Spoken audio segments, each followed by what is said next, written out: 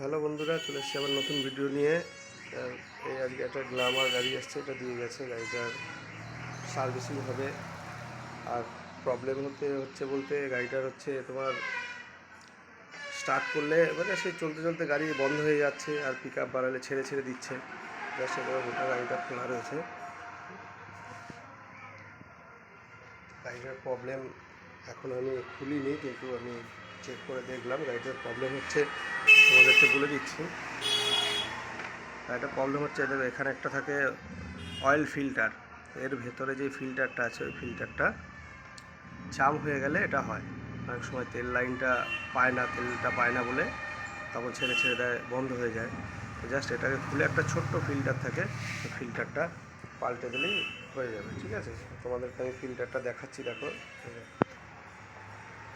এই দেখো বন্ধু, এই ফিল্টার এরকম এই ফিল্টার থাকে এর ভেতরে। তো আমি এই ফিল্টারটাকে চেঞ্জ করেছি।